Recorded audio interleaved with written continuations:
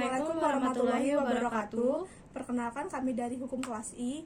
Sebelumnya izinkan saya memperkenalkan diri terlebih dahulu. Nama saya Rizka Saumi Chandrarini dengan NIM 436 dan teman saya Anggi Marfatia Nabila dengan NIM 423 akan menyampaikan teori-teori mazhab lingkungan. Sebelum membahas mengenai teori-teori tersebut, kita akan belajar mengenai apa itu kriminologi terlebih dahulu. Jadi, apa sih kriminologi itu?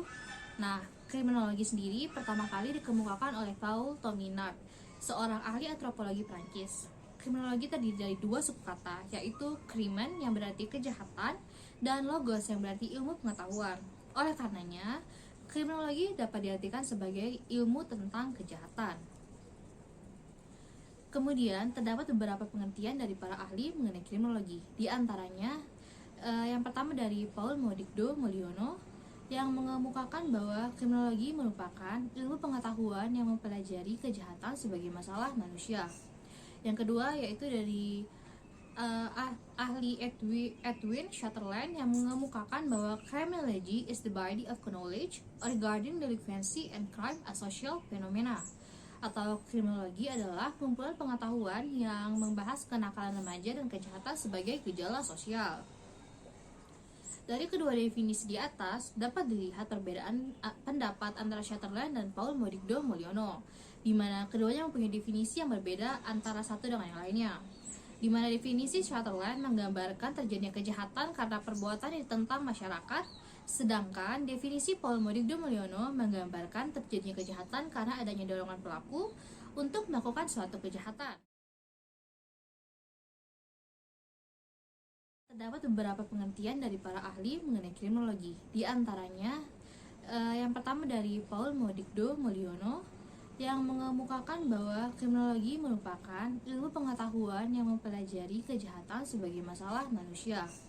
Yang kedua yaitu dari ahli Edwin Sutherland, yang mengemukakan bahwa criminology is the body of knowledge regarding delinquency and crime as social phenomena, atau kriminologi adalah kumpulan pengetahuan yang membahas kenakalan remaja dan kejahatan sebagai gejala sosial. Dari kedua definisi di atas, dapat dilihat perbedaan pendapat antara Sutherland dan Paul Modigdo Mulyono, di mana keduanya mempunyai definisi yang berbeda antara satu dengan yang lainnya. Di mana definisi Sutherland menggambarkan terjadinya kejahatan karena perbuatan yang ditentang masyarakat, sedangkan definisi Paul Modigdo Mulyono menggambarkan terjadinya kejahatan karena adanya dorongan pelaku untuk melakukan suatu kejahatan. Nah, kemudian William Adrian Bonger, seorang kriminolog dan sosiolog Belanda, membagi kriminologi menjadi dua ruang lingkup, yaitu yang pertama, ruang lingkup kriminologi murni meliputi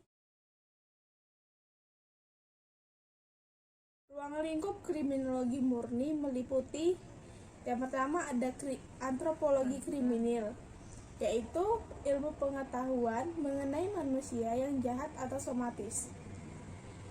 Yang kedua ada sosiologi kriminal, yaitu ilmu pengetahuan mengenai kejahatan sebagai suatu gejala masyarakat. Yang ketiga psikologi kriminal, yaitu ilmu pengetahuan mengenai penjahat yang dilihat dari segi jiwanya. Selanjutnya ada psikopatologi dan neuropatologi kriminal, yaitu ilmu pengetahuan mengenai penjahat yang sakit jiwa dan urat syaraf. Dan ada penologi, yaitu ilmu pengetahuan mengenai tumbuh dan berkembangnya hukuman. Lalu untuk lingkup kriminologi terapan terbagi dari yang pertama ada hygiene kriminal, yaitu usaha yang bertujuan untuk mencegah terjadinya kejahatan. Politik kriminal, yaitu usaha untuk bertujuan untuk menanggulangi kejahatan di mana suatu kejahatan tersebut sudah terjadi.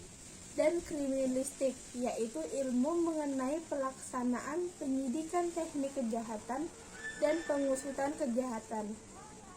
Selanjutnya, apa itu kejahatan?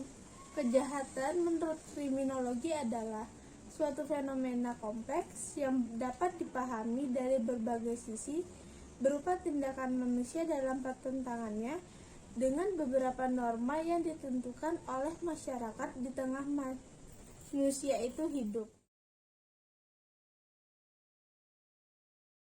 Lalu untuk lingkup kriminologi terapan terbagi dari yang pertama ada hygiene kriminal, yaitu usaha yang bertujuan untuk mencegah terjadinya kejahatan.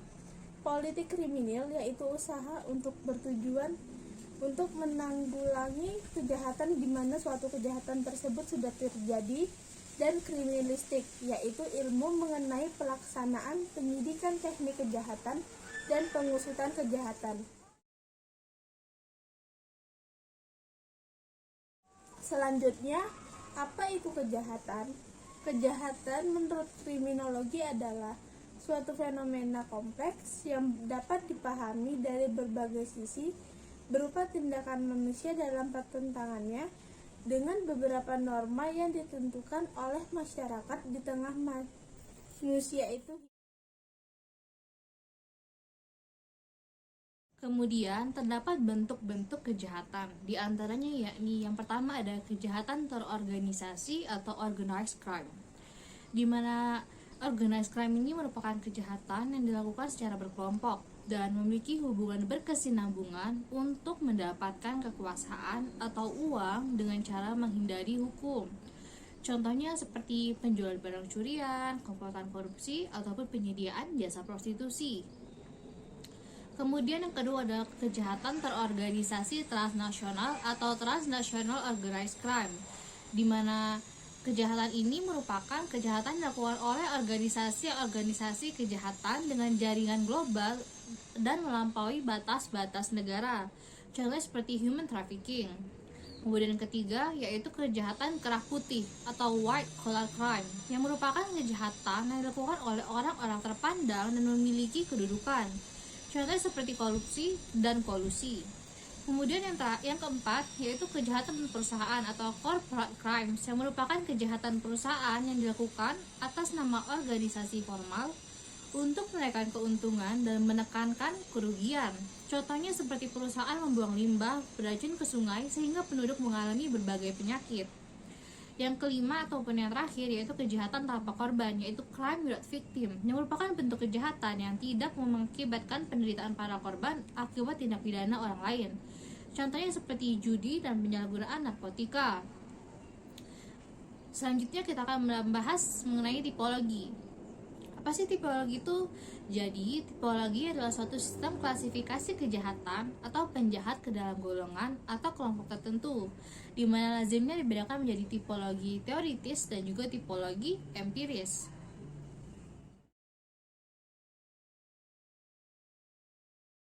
Selanjutnya, kita akan membahas mengenai tipologi. Jadi, apa sih tipologi itu? Tipologi adalah suatu sistem klasifikasi kejahatan atau penjahat ke dalam golongan atau kelompok tertentu, di mana lazimnya dibedakan menjadi tipologi teoritis dan juga tipologi empiris. Jadi tipologi penjahat diklasifikasi berdasarkan umur, jenis kelamin, kepribadian, kelas sosial, dan sebagainya.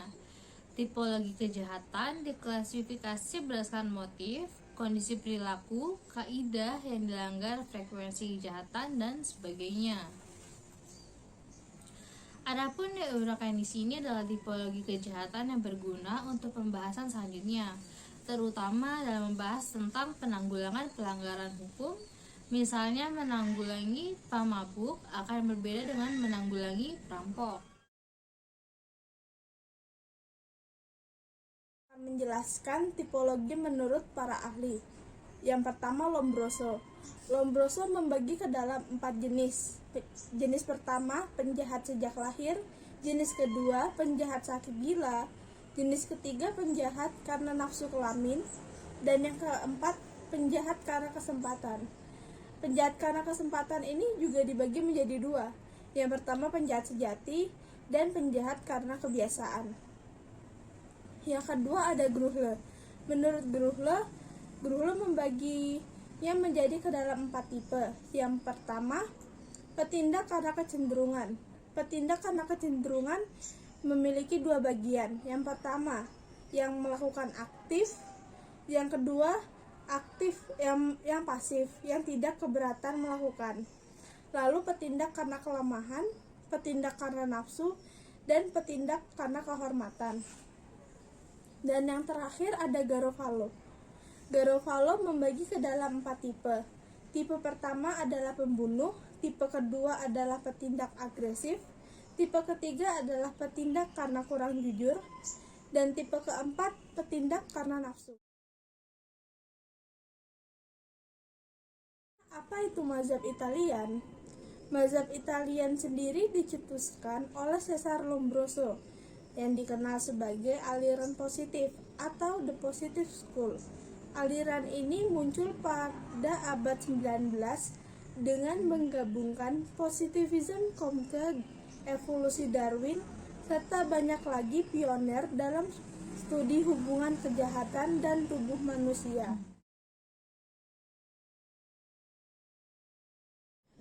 Lombroso juga mengatakan dalam teorinya yang berbunyi criminal is born not made. Apa itu criminal is born not made? Jadi teori ini berarti penjahat itu dilahirkan bukan karena diciptakan, karena penjahat adalah bentuk yang lebih rendah dalam kehidupan. Lombroso juga mengatakan mereka mendekati nenek moyang mereka yang mirip kera dalam sifat dan watak dibandingkan mereka yang bukan penjahat. Lombroso juga membedakan dari non-kriminal melalui atavistik stigmata atau ciri fisik dan makhluk. Lombroso juga mengatakan memiliki alasan bahwa para penjahat memiliki rahang yang besar dan gigi taring yang kuat. Terdapat beberapa proposisi mengenai born criminal, yaitu penjahat yang dilahirkan memiliki tipe yang berbeda-beda. Tipe ini dapat dibedakan menjadi beberapa ciri. Di antaranya yaitu seperti tengkorak yang asimetris, kemudian rahang panjang, selanjutnya hidung yang pesek, kemudian janggut yang tidak panjang, dan yang terakhir yaitu tahan terhadap rasa sakit. Tanda lahir bukan penyebab kejahatan, tapi tanda pengenal kepribadian yang cenderung memiliki perilaku yang jahat. Penganut aliran ini mengemukakan bahwa penjahat-penjahat seperti pencuri, pelaku pembunuhan, pelanggaran seks dapat dibedakan oleh tanda-tanda dan ciri-ciri tertentu. Nah, ada macam-macam teori kriminologi menurut mazhab lingkungan. Yang pertama, teori asosiasi diferensial yang dikemukakan oleh Sutherland. Teori ini terdapat 2 versi. Pada versi pertama, tahun 1939, Sutherland dalam bukunya Principles edisi ketiga memfokuskan pada konflik budaya dan disorganisasi sosial serta asosiasi diferensial. Dalam versi ini, pengertian asosiasi diferensial dimaksudkan jika tidak berarti bahwa hanya kelompok pergaulan dengan penjahat akan menyebabkan perilaku kriminal. Akan tetapi, yang terpenting adalah 2 sisi dari proses komunikasi dengan orang lain. Munculnya teori ini didasarkan pada 3 hal, yaitu 1. Setiap orang akan menerima dan mengikuti pola-pola perilaku yang dapat dilaksanakan. Yang kedua, kegagalan untuk mengikuti pola tingkah laku menimbulkan inkonsistensi dan ketidakharmonisan. Yang ketiga, konflik budaya atau conflict of culture merupakan prinsip dasar dalam menjelaskan kejahatan. Pada versi kedua yang disajikan pada bukunya edisi keempat pada 1947, ditekankan bahwa tingkah laku dipelajari. Dengan kata lain, pola perilaku jahat tidak diwariskan, tetapi dipelajari melalui suatu pergaulan yang akrab. Jadi kesimpulannya ialah, menurut teori asosiasi diferensial, tingkah laku kejahatan dipelajari dalam kelompok melalui interaksi dan komunikasi. Yang dipelajari dalam kelompok tersebut adalah teknik untuk melakukan kejahatan dan alasan, seperti nilai-nilai, motif rasionalisasi, dan tingkah laku yang mendukung perbuatan jahat tersebut. Yang kedua, ada teori anomi yang dikemukakan oleh Emil Durkheim dan Robert Merton. Durkheim dalam bukunya berjudul The Division of Labor in Society 1893 menggunakan istilah anomi untuk menggambarkan keadaan deregulation di dalam masyarakat, di mana keadaan deregulasi ini diartikan sebagai tidak ditaatinya aturan-aturan yang terdapat dalam masyarakat, dan orang juga tidak tahu apa yang diharapkan dari orang lain, di mana keadaan inilah yang menimbulkan perilaku deviasi. Pada tahun 1938, Merton mengambil konsep anomi yang menjelaskan perbuatan deviasi di Amerika.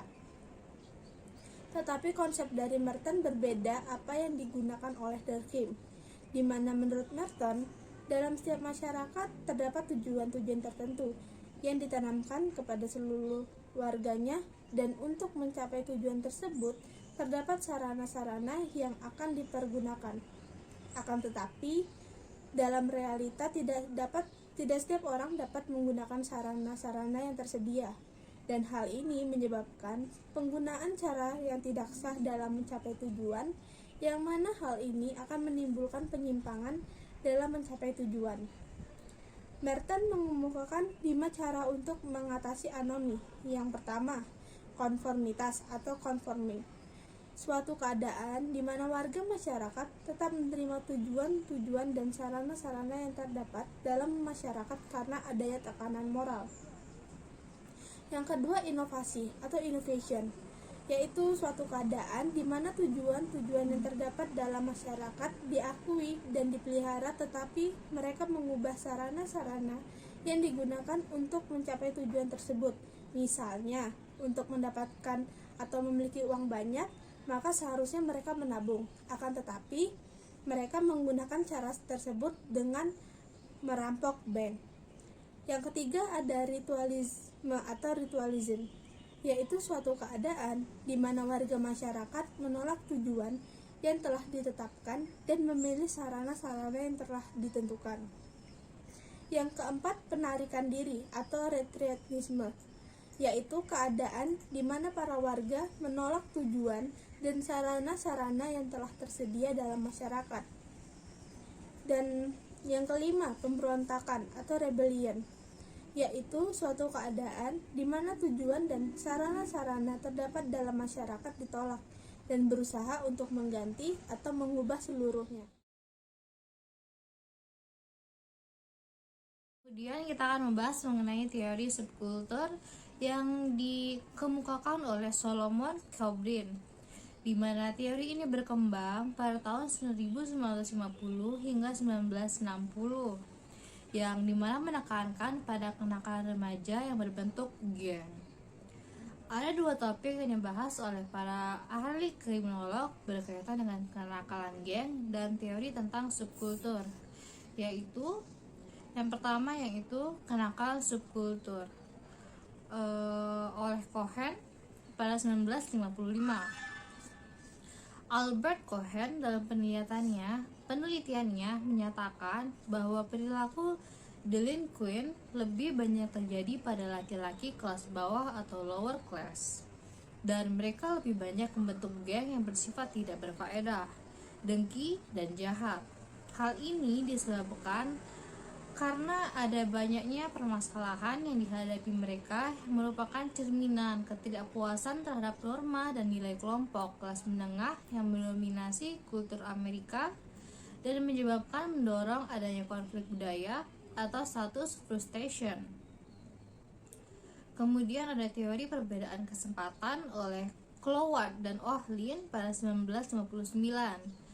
Cloward dan Ohlin menulis bahwa terdapat lebih dari satu cara bagi remaja untuk mencapai aspirasinya. Dalam masyarakat urban yang merupakan wilayah kelas bawah, terdapat berbagai kesempatan sah dalam menimbulkan berbagai kesempatan. Dengan demikian, kedudukan masyarakat menentukan kemampuan untuk berpartisipasi dalam mencapai akses dan sukses, baik melalui kesempatan legal maupun secara ilegal. Kemudian kita akan membahas mengenai teori label. Teori label dimunculkan pada tahun 1960-an. Jadi pencetus teori ini adalah Howard Becker dan Edwin Lambert. Teori labeling dibagi menjadi dua bagian, yaitu yang pertama tentang bagaimana dan mengapa seseorang memperoleh label. Yang kedua yaitu efek labeling terhadap penyimpangan tingkah laku berikutnya. Jadi proses pemberian label adalah penyebab seseorang menjadi jahat. Menurut Romli Atmasasrita, terdapat dua konsep yang penting pada teori ini, yaitu yang pertama primary deviance. Teori ini mengasumsikan bahwa tiap orang memiliki kesempatan yang sama untuk melanggar norma-norma dan peraturan sosial dengan alasan yang jelas.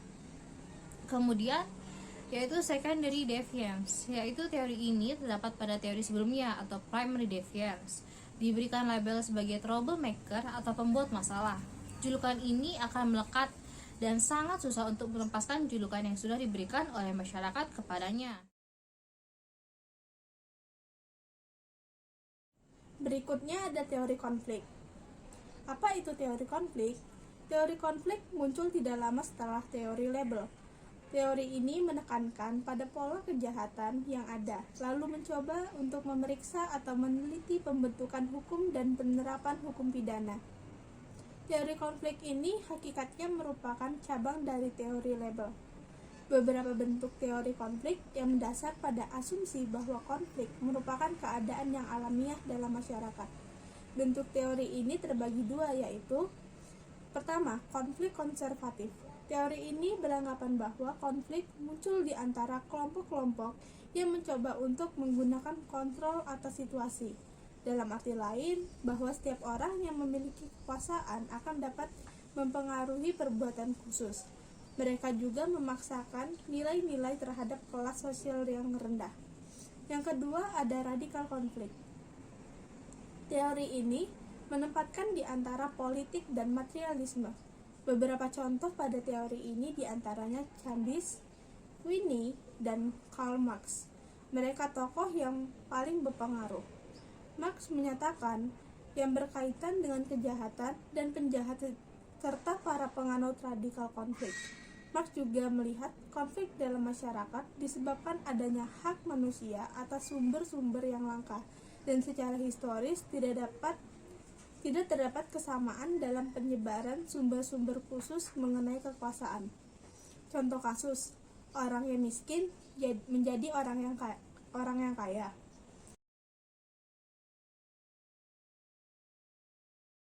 Selanjutnya ada teori kontrol. Jadi apa sih teori kontrol itu?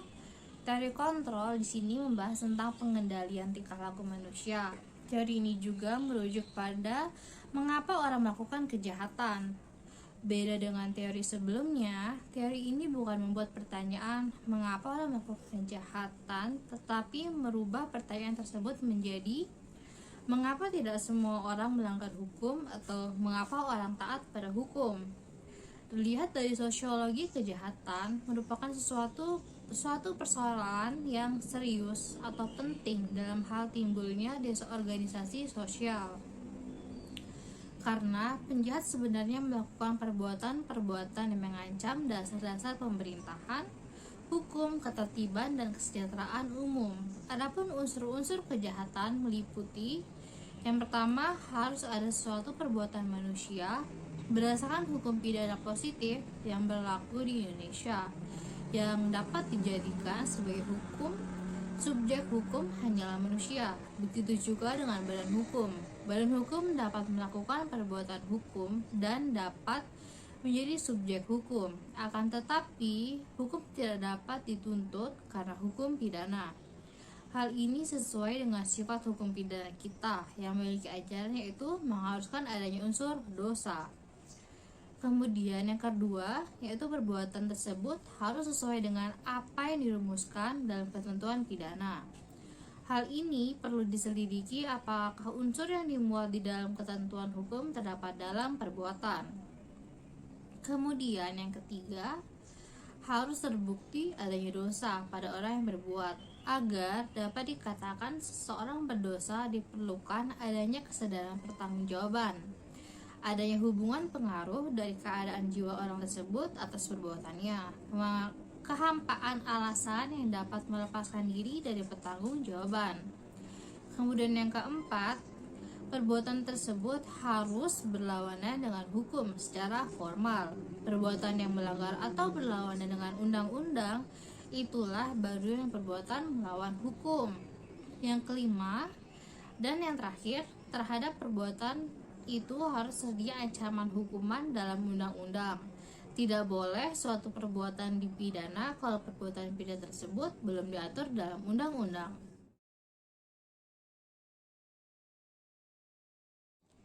Herman Manheim mengungkapkan bahwa terdapat 3 pendekatan yang dapat dilakukan dalam mempelajari masalah kejahatan. Yang pertama, pendekatan deskriptif. Pendekatan deskriptif ini adalah pendekatan dengan cara melakukan observasi dan pengumpulan data yang berkaitan dengan fakta-fakta tentang kejahatan dan pelaku kejahatan seperti bentuk tingkah laku kriminal, bagaimana kejahatan dilakukan, frekuensi kejahatan pada waktu dan tempat yang berbeda, ciri-ciri khas pelaku kejahatan seperti usia, jenis kelamin, dan lainnya. Dan yang ketiga, perkembangan karir seorang pelaku kejahatan. Pendekatan deskriptif ini sering dianggap sebagai pendekatan yang bersifat sangat sederhana. Walaupun demikian, pendekatan ini sangat bermanfaat sebagai studi awal sebelum melangkah pada studi yang lebih mendalam. Herman Manheim juga menegaskan adanya beberapa syarat yang harus dipenuhi dalam menggunakan pendekatan deskriptif, yaitu yang pertama, pengumpulan fakta tidak dapat dilakukan secara random. Oleh karena itu, fakta-fakta yang diperoleh harus dilakukan secara selektif. Yang kedua, harus dilakukan penafsiran evaluasi dan memberikan pengertian secara umum terhadap fakta-fakta yang diperoleh tanpa dilakukan penafsiran, evaluasi, dan memberikan pengertian secara umum. Maka fakta-fakta tersebut.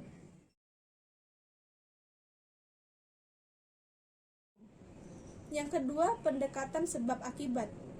Pemahaman tersebut terdapat kejahatan dapat dilakukan melalui pendekatan sebab akibat, yang berarti fakta-fakta terdapat dalam masyarakat dapat ditafsirkan untuk mengetahui sebab musabab kejahatan, baik dalam kasus yang bersifat individual maupun yang bersifat umum.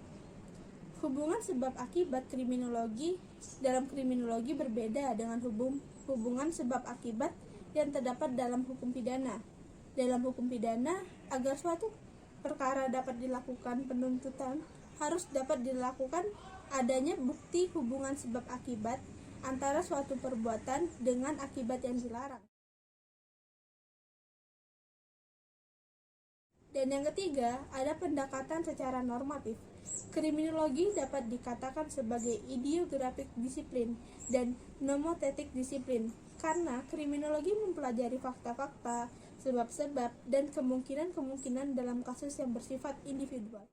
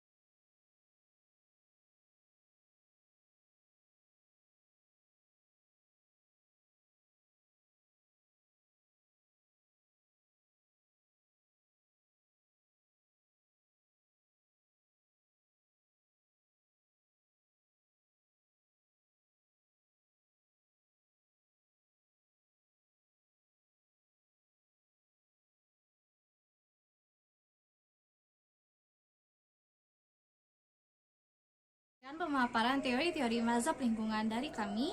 Jika terdapat kesalahan dalam pemaparan, mohon bermaklumannya. Wassalamualaikum warahmatullahi wabarakatuh.